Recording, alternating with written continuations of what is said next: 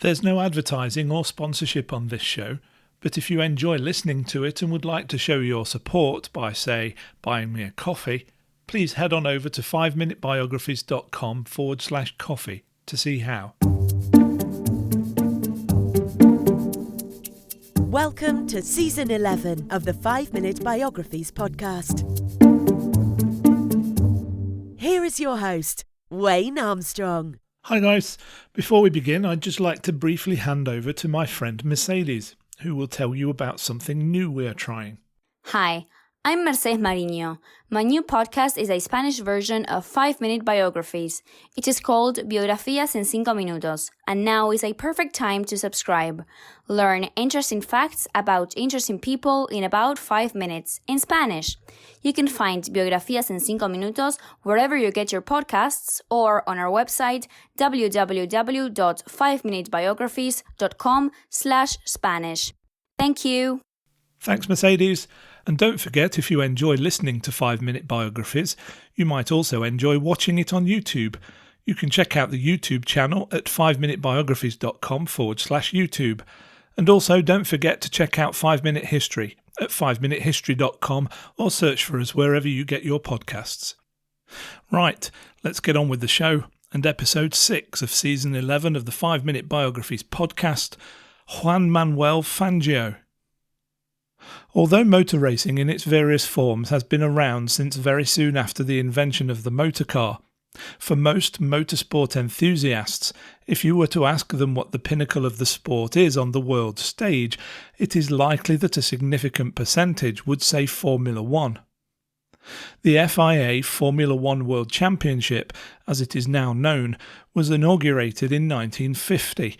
And during the first decade of its existence, it was dominated by one man, who by 1957 had won no less than 5 world championships, a record which stood until Michael Schumacher came along and beat it 46 years later.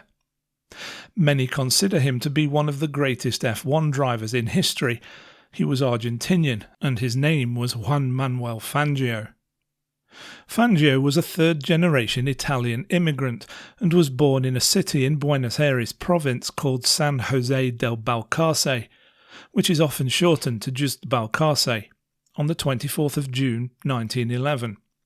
He had 5 siblings, 3 older and 2 younger, and he became known for his football skills as a child and possessed a seemingly magical ability to wrap his leg around a ball as he took shots on goal, a skill which led to him receiving the nickname El Chueco, or the bandy-legged one. Fangio first attended school number 4 in Balcarce and then school number 1 before dropping out at the age of 13 to get a job, becoming an assistant auto mechanic at the workshop of Miguel Angel Casas. Following a bout of pneumonia when he was 21, he spent a year doing his military service, commonly called La Colimba, as in corre, limpe, barre, or run, clean and swipe, and following his discharge on his 22nd birthday, Fangio returned to Balcarce with the intent of making a career for himself as a footballer.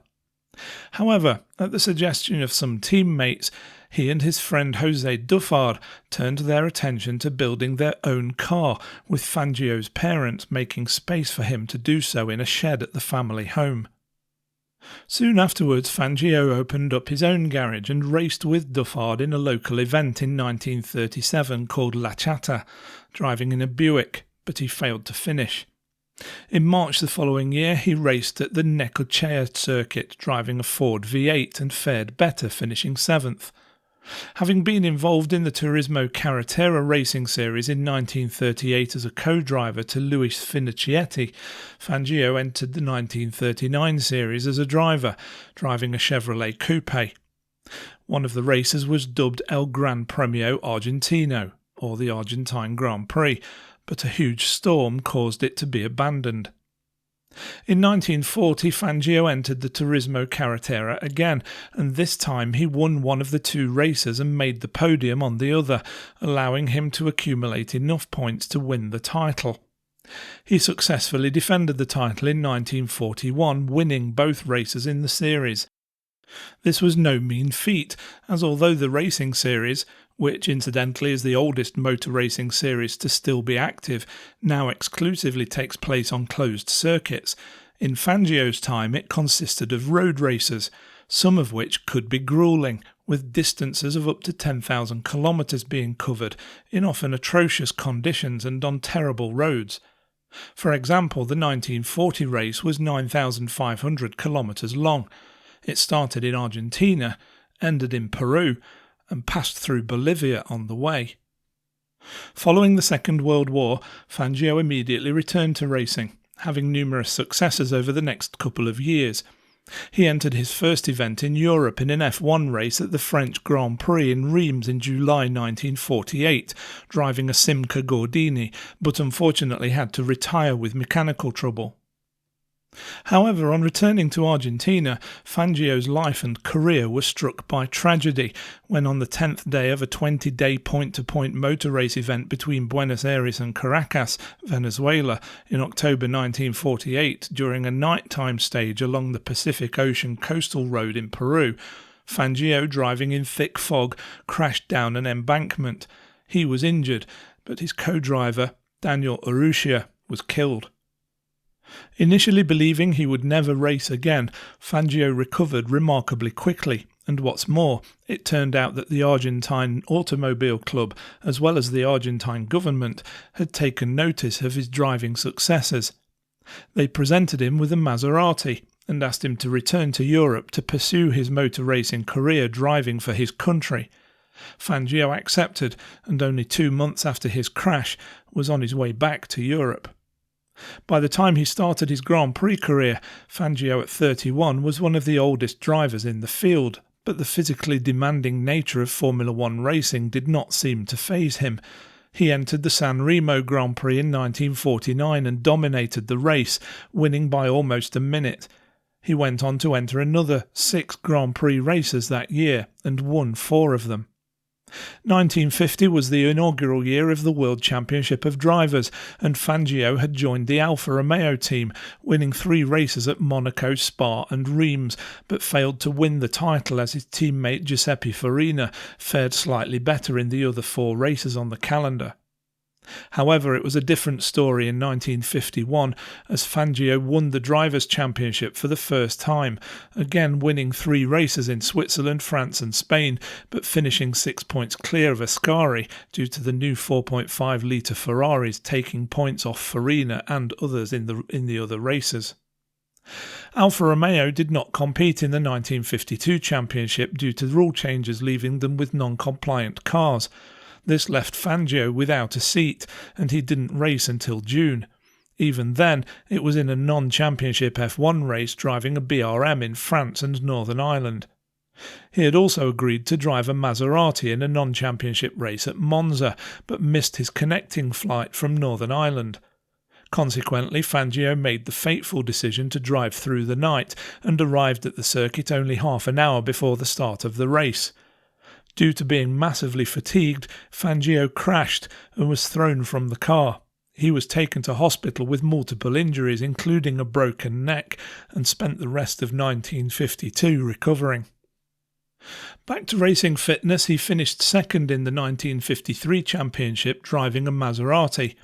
He continued with Maserati in 1954, winning both his home Grand Prix in Buenos Aires and the Belgian Grand Prix at Spa in the legendary Maserati 250F, but switched mid-season to Mercedes-Benz when the German team joined the F1 fold.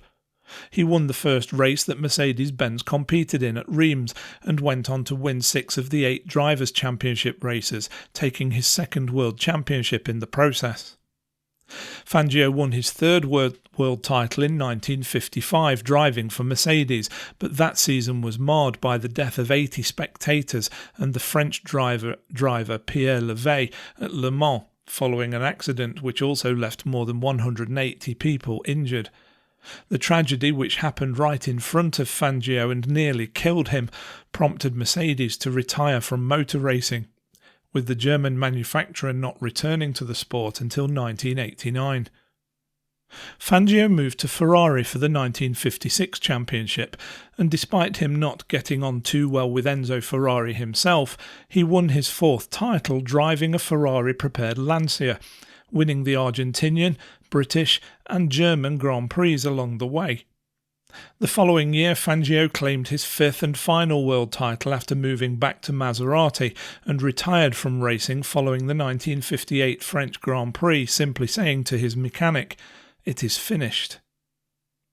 Juan Manuel Fangio's 5 World Drivers' Championships and 2 second places came whilst driving for 4 different teams, Alfa Romeo, Ferrari, Mercedes-Benz and Maserati, and although the record for the total number of World Championships won by one man has since been beaten, the record for winning it with more than one team has not.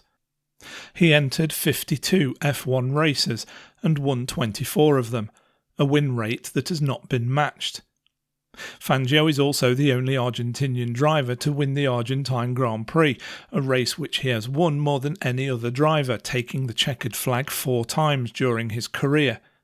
And when he won the 1957 Drivers' Championship, he became the oldest man ever to do so, at 46 years and 41 days. After retiring from motorsport, he sold Mercedes-Benz cars in Argentina and went on to become the honorary president of Mercedes-Benz Argentina in 1987. He was inducted into the International Motorsports Hall of Fame in 1990. In 1982, Fangio suffered a heart attack, but made a good recovery following surgery performed by the preeminent Argentine heart surgeon René Favaloro, who had pioneered coronary artery bypass surgery. However, his health began to decline again in the early 1990s, and he died on the 17th of July 1995 at the age of 84 from kidney failure and pneumonia. He's buried in his hometown of Balcarce in Buenos Aires, Argentina. Pallbearers at his funeral included motor racing legends Sir Stirling Moss, Sir Jackie Stewart and Carlos Reutemann. One interesting footnote to the Fangio story is that although he never married, he was apparently a definite ladies' man and was said to have a way with women. He had a string of girlfriends, one of whom was rumoured to be Eva Peron.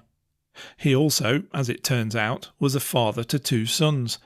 The first was born in 1938, and his name was Oscar Cacho Espinosa. His mother was Andrea Berroe, who had a 20-year relationship with Fangio until they parted in 1960. The second is 4 years younger and is called Ruben Vasquez, and is the product of an affair Fangio had with his mother Catalina Basili, or so it was claimed. In 2015, the courts ruled that Fangio's body should be exhumed and that DNA tests should be conducted.